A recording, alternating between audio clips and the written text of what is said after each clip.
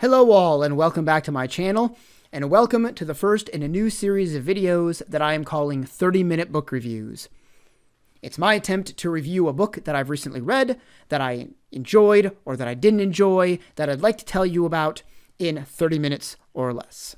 And we're going to begin this series of videos with the book Lower Ed, The Troubling Rise of For-Profit Colleges from Dr. Tressie McMillan Cottom. Dr. Cottom is a sociology professor at Virginia Commonwealth University, and she has a book that's going to tell us about the for-profit college sector in American higher education. I've got the stopwatch feature on my phone pulled up, so let's go ahead and get started with this review and see if I can get it done in 30 minutes or less.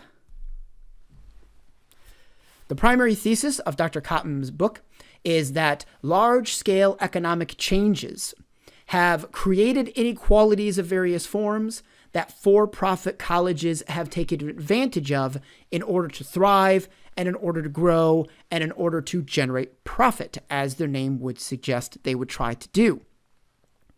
For-profit colleges, though, are not just the results of large-scale economic inequalities, though. They are also perpetuators of that inequality. They need the inequality, argues Dr. Cottom, in order to survive and thrive, so they really don't have much of a vested interest in alleviating social and economic inequality because that would undermine their profit motive. The large-scale changes that have led to the inequalities that create the conditions in which for-profit colleges thrive, Dr. Cottom refers to as the new economy. And the new economy is characterized by a series of economic changes in recent decades that have led to things like less job security for millions of American workers. It's led to the shifting of the responsibility for training of new employees from the businesses and companies themselves to colleges across the nation, because the businesses and corporations don't want to spend the time or the money training their own employees. And it's led, importantly, to the shifting of risk in general from businesses, from educational institutions, to individual employees and individual students. Things like shifting from guaranteed pensions that companies used to offer to investments in 401k plans that can easily go awry and take away someone's retirement plan, or a fund that can be easily raided by corporate leaders who are mismanaging their business. These new economic changes are part of a neoliberal ideology that is also characterized by decreasing state and federal funding in higher education. Dr. Cottom argues that this is a result of our changing views of what higher education should be. In the decades prior to the 1980s, argues Lower Ed, college was seen as not just an individual good, but a social and public good. And because it was seen that way, it was worthy of public investment. So states, the federal government, were investing amounts of money that would allow more people to be able to attend college and earn the educational credentials that they needed in order to secure good employment and financial stability in the labor market. However, Cottom argues that beginning in the 1980s, our view of what higher education is has changed. And it's changed from one that sees higher education as a public and social good to one that sees higher education as an individual investment, a way for prospective and potential students to invest in themselves to make themselves more marketable for the jobs that are available in the labor market. If you then change that understanding of what college is for, it would change the mechanism by which you fund college. When college was seen as more of a public good, it was publicly invested, publicly funded. But if it's seen more as an individual investment, the burden of funding that investment falls on the individual, meaning students are now expected to pay an increasing share of the cost of attending college in order to secure an educational credential. There's also a phenomenon that Dr. Cottom talks about called the education gospel. And according to the education gospel, education is an individual, community, and social good, and as such, it is worth it no matter the cost.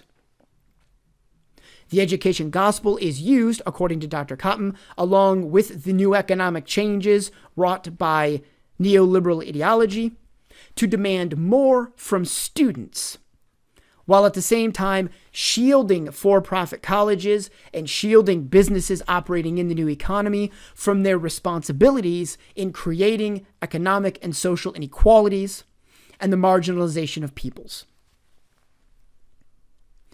For-profit colleges fit into this system because they take advantage of those inequalities and of the marginalization of people because of the changes seen in the labor market in the new economy. You can see how this works by looking at who for-profit colleges target for recruitment. They'll target groups such as African Americans and other minorities, women, particularly African American women, single mothers, those with a GED or less, those that have non-children related family obligations, and people who are generally more poor economically. All of those 6 groups that I listed are all groups that are the main victims of marginalization and of the inequalities spawned by the new economy. And it's those very same students and groups of students that for-profit colleges target. They need inequality to create those students, or else they would have fewer students to be able to recruit. And since their profit relies on continually growing student enrollment, that means they have to have continuing marginalization and continuing inequality. One of the reasons, though, that Cotton argues that for-profit colleges are so successful at advertising themselves to a wide array of the American populace and recruiting hundreds of thousands of students. Indeed, Dr. Cotton estimates that there are between 1 and 2 million students that are attending for-profit colleges in the United States today, is because their enrollment procedures commodify time. At for-profit colleges, classes begin all year round. They don't start just on a semester-to-semester basis, fall and winter, and then a summer or spring class sprinkled in there, like at traditional not-for-profit institutions. What this means is that there is a shorter gap between when you enroll for a course and when the course actually starts and your butt is in a seat starting to learn something. So there is less time for you to be able to have second thoughts. There's less time for you to begin doubting yourself. There's less time for you to make a second choice and pull out of enrolling in a for-profit college. In order to enroll in a for-profit college, you can get the steps done at most of them, if not the vast majority of them, in a single day. You can do a campus visit. You can take whatever tests you need to take. You can fill out your financial aid paperwork with the aid of an enrollment officer. And you can sign your enrollment paperwork in a single visit. That is something that the not-for-profit traditional education sector, community colleges, small liberal arts colleges, 4-year public research institutions, state schools, 4-year private research institutions cannot say that they can do. For-profit colleges have invested much of their money on the upfront procedures to make it as easy as possible for students to go from prospective student to actual student, and then filling out their financial aid paperwork so that way the school can get those federal aid dollars. In addition, when people call for-profit colleges to get information or to begin the enrollment process, an actual human being answers the phone. There is no automated, computerized answering service with a bunch of robotic options that students have to navigate in order to get what they want. This is all part of what Dr. Cotton refers to as for-profits not making assumptions about the cultural and social capital that prospective students have. She argues that students that grow up in certain contexts, in certain groups in American society, middle-class groups, white families, they tend to have certain cultural capital, certain social knowledge about the way things work that they profit off of when they get to the point where they're getting ready to apply for school. And they profit off of it because they can more effectively navigate bureaucracies than can students coming from groups that don't have that cultural capital, that don't have that social knowledge. In a recorded lecture given to students at Harvard University, Dr. Cotton uses an example of a college that has a computerized automatic answering service that has options that go somewhat like the following. For admissions, press 1. For enrollment, press 2. For financial aid, press 3. For advising, press 4, and so on and so forth. Students that come from certain groups in society will know how to navigate that bureaucracy. Students from other groups in society, though, mainly the groups that are targeted by for-profit colleges, they don't have the ability and the inherent knowledge to navigate those bureaucracies, which then serve as obstacles to them enrolling in traditional not-for-profit schools. What is, for example, the difference between the admissions office and the enrollment office? There are a lot of students across the United States that don't know the answer to that question. Neither do their parents or their siblings know the answer to that question. And so it makes it more difficult for them to enroll in traditional colleges. At for-profits, they get a human being who schedules them for an on-campus visit, who explains things to them in terms of the legal things that they have to do and have to explain to them. They help get them the copies of the paperwork. They help fill out that paperwork. And all the things that they have to do to take care of those steps to go from prospective student to actual student as quickly and as efficiently as possible. For-profit colleges then advertise themselves as a sector of higher education in America that attends to the needs of those that are being left behind by the traditional non-profit sector. Students that are being left behind by public research institutions, that are being left behind by private schools, that are even being left behind by community colleges, who don't understand the needs of those students and what their lives are actually like outside of academia. Further, for-profit colleges then argue that they are the ones who will then help those students navigate to learn the skills and abilities necessary for jobs in the 21st century.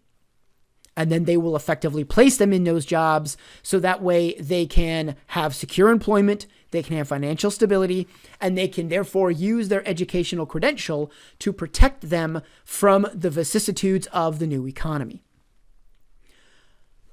Unfortunately for for-profit colleges, as Dr. Cotton covers, the job placement information about them is mixed at best and does not support some of the lofty claims that for-profit colleges make. Data about job placement in the for-profit college sector is difficult to come by. Much of the data that we have is self-reported by the colleges themselves. And many times they have not been honest about the way they presented that data, nor have they been honest about the data itself. So we cannot entirely trust the for-profit college job placement data. Secondly, for-profit colleges are oftentimes much more nimble and adaptable to changing labor market concerns and conditions than our traditional not-for-profit institutions. Meaning, you might be conducting a study about for-profit colleges, their graduates, and job placement, but then that college may change its mission, it may adjust the courses it's offering, it may change the degrees it's offering, and your data then becomes obsolete or not as useful as it once had been. And lastly, for-profit colleges don't do what many traditional not-for-profit research institutions, public and private, do, and that's conduct research on themselves. At traditional not-for-profit institutions, four-year state schools, R1 institutions, private schools, full-time faculty that research and publish as part of their job have a pool of topics and research subjects available to them on their own campuses. They have colleagues they can study, they have staff they can study, they have admin they can study, they have students they can study to learn about how college works. For-profit colleges employ predominantly adjunct faculty who don't do research and are therefore not producing the kinds of research about themselves that traditional not-for-profit schools are producing.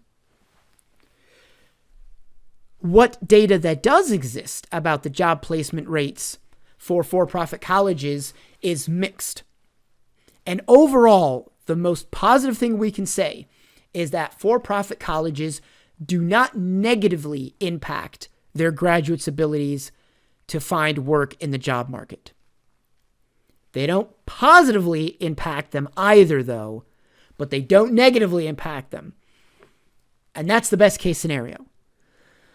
There is some research that shows that for-profit graduates are just as likely to get a call back for a potential job as those that don't even have a high school diploma, which doesn't bode well for for-profit colleges. Other research indicates that graduates of for-profit institutions make as much money in the labor market as graduates of traditional not-for-profit institutions. Although other research indicates that graduates of for-profit institutions tend to have more and longer bouts of unemployment than do their counterparts that graduate from traditional not-for-profit institutions. What we see then overall, and the picture that Dr. Cotton paints for us, is a vicious cycle wherein economic changes based on neoliberal ideas cause inequality and marginalization that affects certain groups far more than it affects other groups.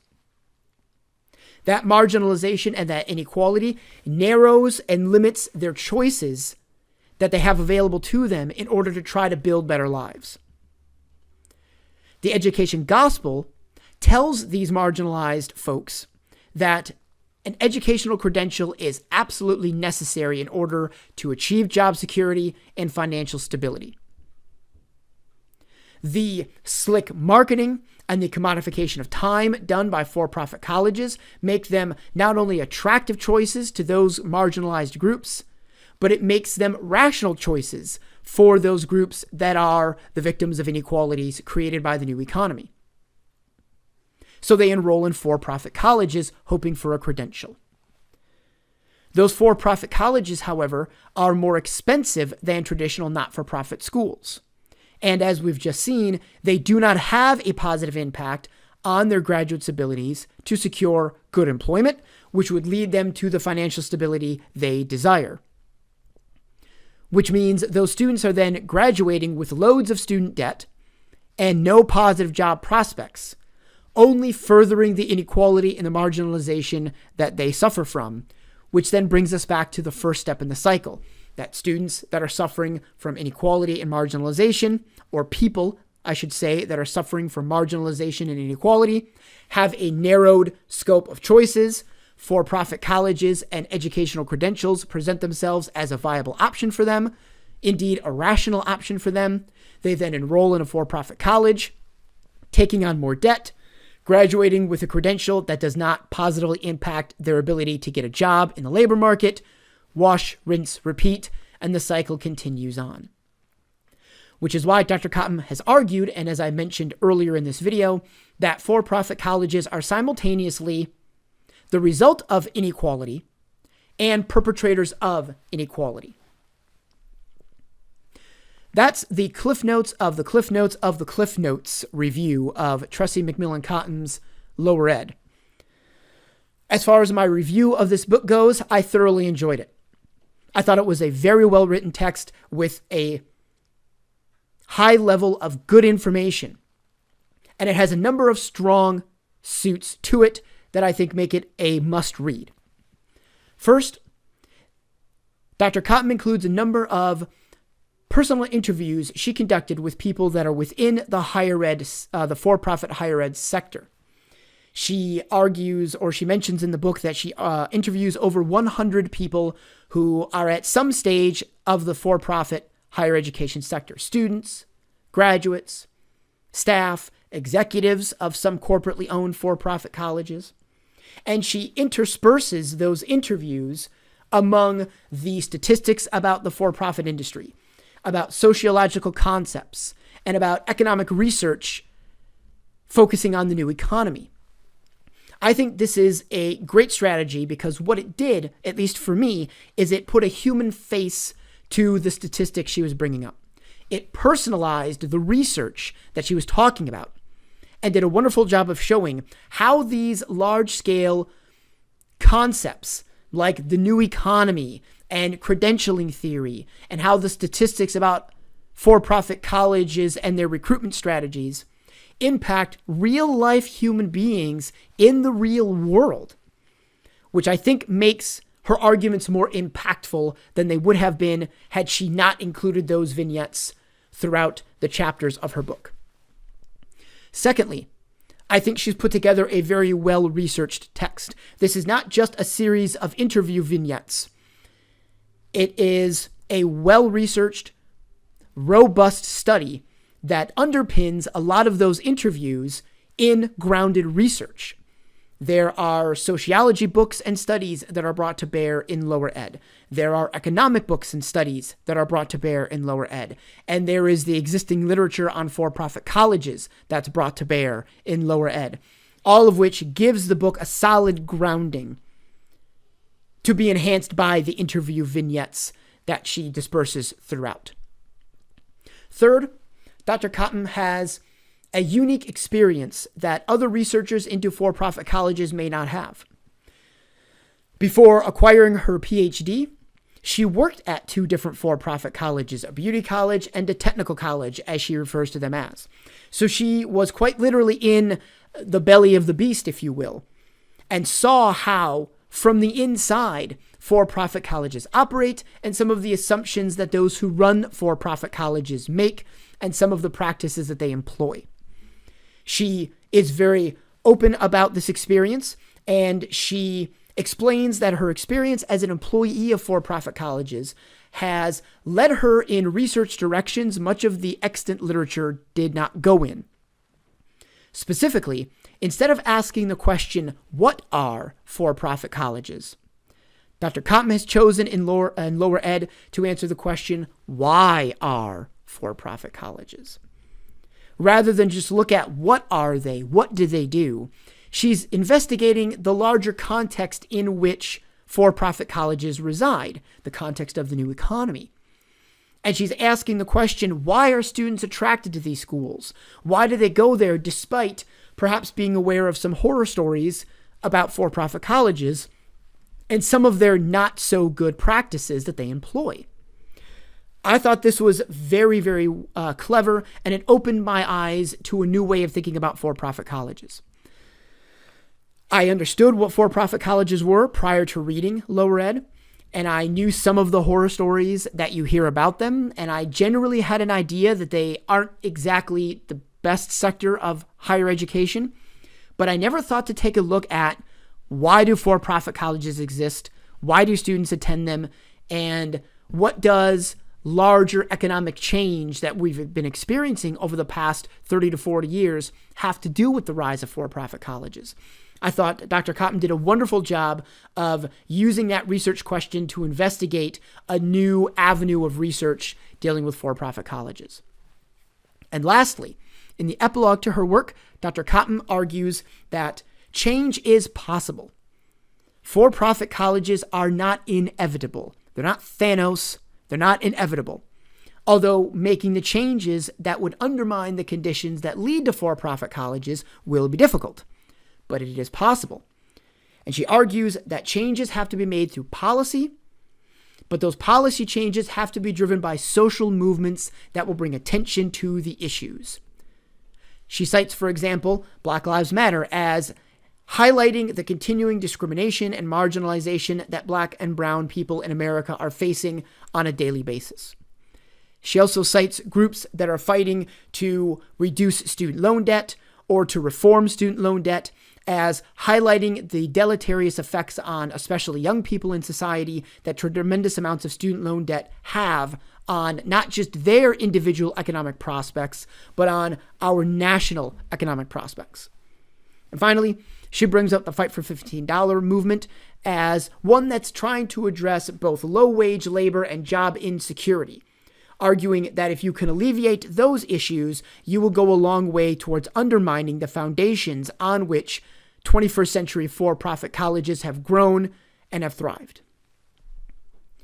For these review videos, I've decided to employ a 5-star rating system. 1 star being poor, 2 stars being adequate, 3 stars being average, 4 stars being good, and 5 stars being excellent. Because of all the things I mentioned above, the personal interviews, the personal experience, the robust research, the hope for change, the getting me to view for-profit colleges in a new way that I had never thought about analyzing them before, I am giving Dr. Tressie McMillan Cottom's Lower Ed a full 5 stars. I thought her book is excellent. If you are interested in learning more about higher education, and more specifically, if you are interested in learning about the for-profit sector of higher education, Dr. Tressie McMillan Cottom's book, Lower Ed, The Troubling Rise of For-Profit Schools in the New Economy, is a must-have on your bookshelf. Looking at my time, I am at 25 minutes and 12 seconds, so I got it in within the 30-minute time limit I set for myself. Thank you so much for tuning into my video. If you've liked what you've seen and heard here, please go ahead and like this video. Share it with anyone and everyone else you think would enjoy it as well. Go ahead and subscribe to my channel and hit that notification bell so that way you will be alerted to new videos that pop up on my channel. From more book review videos, to my new gaming series, to history videos, to college football videos, to Robert's Rules videos. All of those things are different avenues that my YouTube channel is going down. Thank you once again so much for watching, and I'm looking forward to seeing you all next time.